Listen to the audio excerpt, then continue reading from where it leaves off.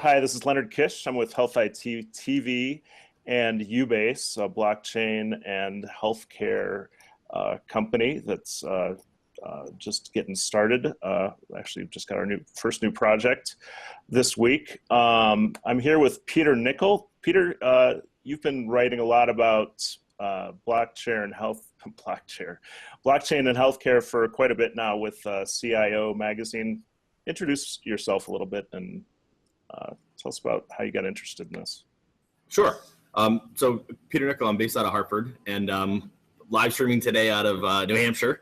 Traveling a little bit with some clients, but my focus is really on digital innovation.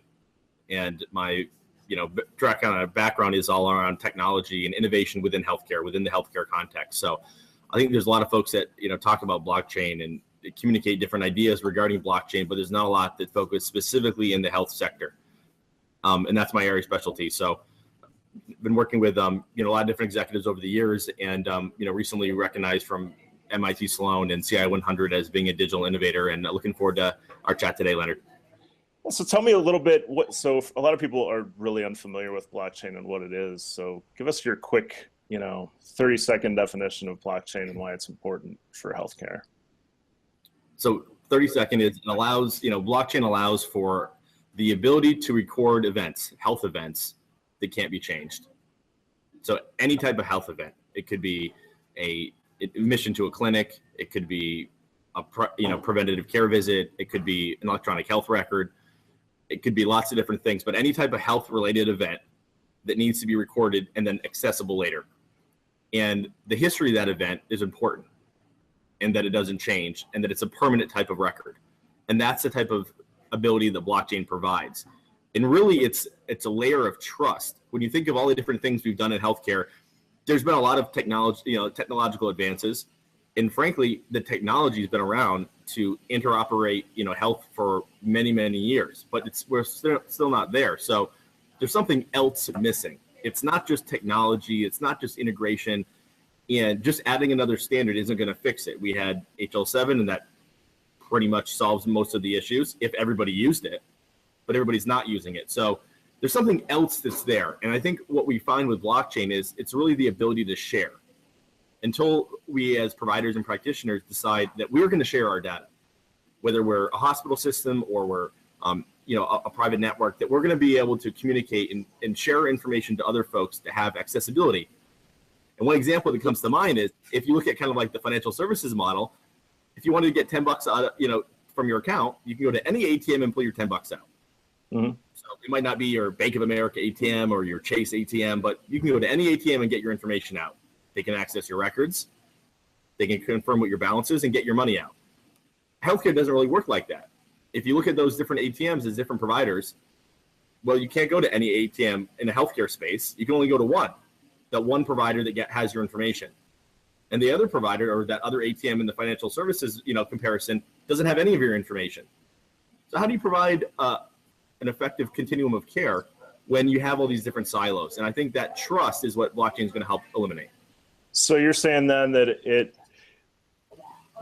people always say that the issue isn't with interoperability and sharing information in healthcare isn't a technology problem, it's a business problem. The large institutions don't have the incentives, they don't have the rights a lot of times to exchange information. So you're saying with a new, more individual-centric framework that people can trust without a third party, that's what's going to kind of change the game in healthcare and health data exchange?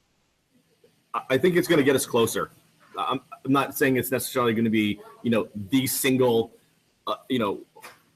silver bullet that solves everything. I think it's going to inch us closer in terms of establishing that layer of trust. Because right now, like you mentioned, what's the incentive for one provider to share with another?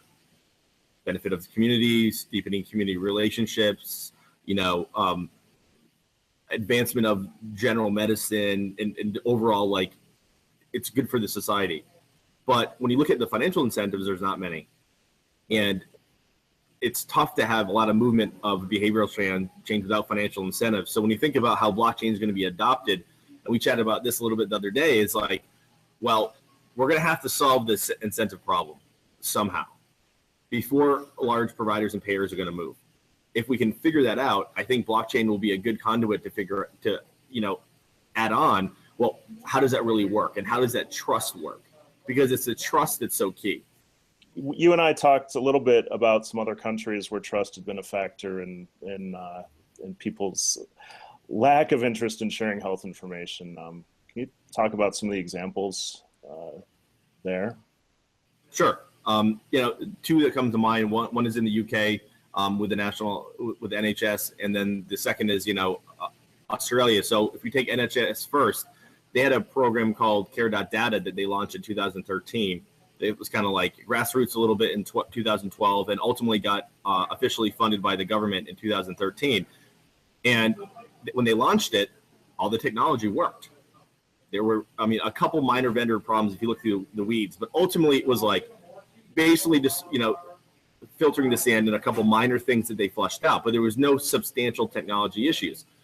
The problem and the reason it closed almost a year later in May of 2014 was, despite the kickoff in April, I think 2013, the problem was people didn't trust the system. So their model was, well, we're going to first provide a opt-out model.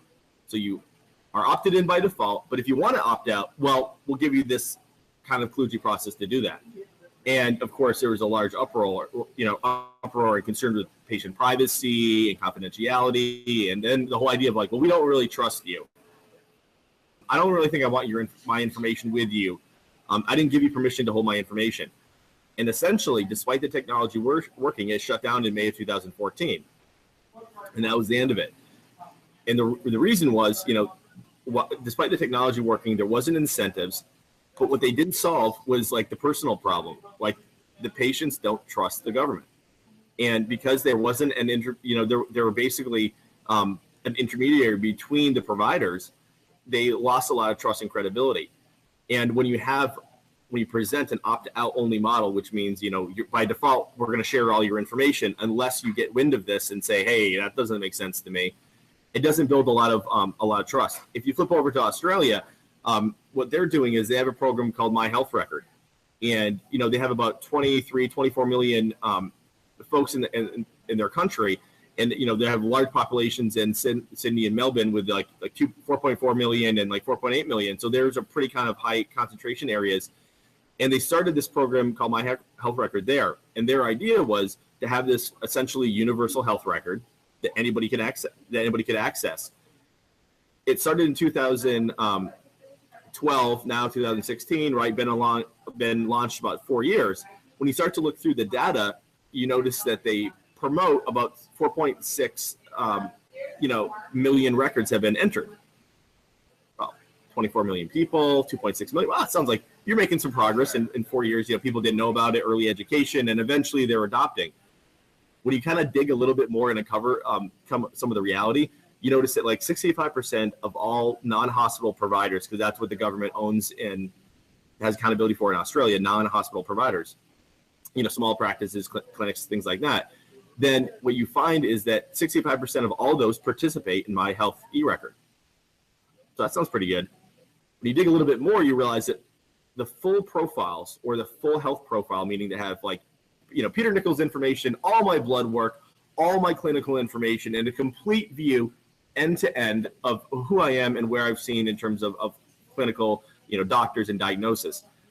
There's only like about 75,000 records. 24 million people, 75,000. So you're looking at like a 0.31% success rate. So now you look at it 4 years and how many billions later, 0.31% of people in Australia are able to use My eHealth record with a full continuum of care. Probably not the best success model. And that's trust. There's a lot of factors, right? Healthcare is complicated and there's so many different avenues. But yeah, ultimately it's, well, if I trusted that system, I'd be more apt to use it. And right. There's that lack of trust. And I think some of these different organizations, even the governments of other countries, whether it's, locations like Abu Dhabi or even the UK, are starting to realize, well, if we adopt some type of technology like blockchain, it allows us to prove that we're trustworthy. Right. It's like trust but verify type approach, as opposed to, well, just trust me. It's like, Yeah, I want to certify. I want to be able to certify that you're trustworthy. absolutely. Yeah, I've long maintained that trust is one of those things. It's really hard to quantify, but if you look at kind of a lot of the failed health platforms of the recent past, say insurers that have tried to put together, mechanisms to pull health data together, a lot of it is not necessarily the utility, although there's some of that, but it really does come down to trust that, who's collecting this information, what are they going to do with it? And it's a tough thing to sell, when you're trying to sell it to leadership. So it's like, well, what does blockchain do? Well, it establishes trust. Well, how exactly does it establish trust? And one example that I find myself repeating a lot is the example of Haiti and the earthquake, and 200,000-300,000 people being impacted, and the Red Cross going to their assistance. And what you realize is, like, after $500 million were contributed by different people like us that we care, hopefully make an impact with some of the refugees, you find out that after 488 million were invested and can put into that economy, only 6 houses were built. So right.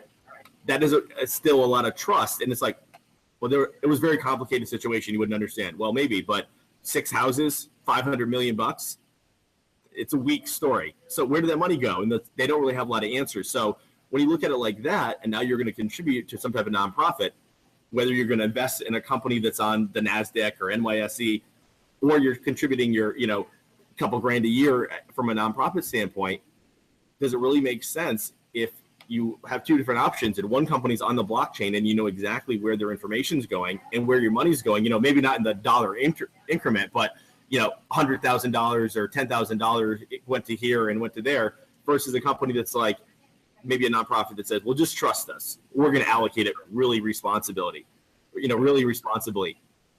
It doesn't really instill a lot of confidence, and probably not going to invest your money. And if that company's for profit, I mean, you have huge levels of risk now. Right. So just one more question, because I am running a bit out of time. What does a CIO need to know about blockchain right now? ONC has done this white paper challenge. There was a big event at NIST last week. A lot of talk about blockchain in healthcare. What would you tell a CIO that's learning about this, and what should they do in the near term versus the long term? First, I'd say, don't be afraid to be curious. I was talking with somebody yesterday, a CEO, and he was asking me about, different times where we miss innovation opportunities. And there's a lot of examples where, a famous physicist and practitioner was talking about how patient care and how pain and physicians and, patients are always going to be related, and pain will be associated with healthcare. And then if you look at some of the stuff that happened in London in the 1800s with gas lighting and things like that, and people didn't really buy in, eventually there's going to be an adoption curve, and it'll either be adopted or not adopted. But it doesn't really hurt to be curious. I wouldn't say, change your backbone core network and core systems all around blockchain. But I would encourage executives to at least understand what it is. And if you can't communicate it to your CEO or other peers effectively in 3 or 4 sentences, and have them go, yeah, I understand what that means, and how that trust improves patient care or interoperability, then it's probably worth a little bit of an introspective to do some research on that. And second, I'd say experiment. Get a Bitcoin wallet, try to figure it out yourself a little bit. It's very easy once you use that type of technology to be like, oh, I got a little bit of technology experience. This makes a lot more sense now. I see how this works. All right, I see how consensus works, and people have to agree. And if they don't agree, then it doesn't get added in as a transaction. All right, that makes sense. And lastly, I'd find some champions inside your organization. So, as a CIO, you don't have to be the expert in blockchain. You probably do need an expert in your organization. So start to identify some local resources within either your departments or a neighboring department like engineering or R&D that does have some of that innovation capability that you can tap into to get more educated. Because just like cloud computing and virtual reality and other types of things that are slowly kind of emerging in the industry, it starts with understanding what it is and educating, your peers on the value. And it's not always, well, this is a great idea, I'm going to present my agenda and get it sold. It's more of, let me help educate everybody around the board table around what this potentially can do, right? Whether it's a marketing opportunity or a legal opportunity or legal risk, or a technology innovation that can transform the business. And I think when we look at blockchain, we're not really talking about a technology advancement. We're talking about a business model change. It's a business model change to your environment. And it's a framework change. So it's not, well, add another email client. I don't care if I use Outlook or Lotus Notes, but as long as my email works. Right. And really it's that trust layer. It's changing the business model. And I think that your peers from an executive standpoint need to understand what that impact is and what the potential benefit is if it's put into your organization. Great, thanks. That's great advice. I totally agree. Experiment, learn a little bit, get used to the ideas and what it means for the business first. Great advice. Thank you, Peter. This has been a great conversation. I hope we can continue it again in future events like this. Always a pleasure to talk with you about the implications of blockchain. And thank you for joining us today. Hey, thanks, Leonard. Have a great week. We'll talk to you later. All right. Thanks, Peter. Take care.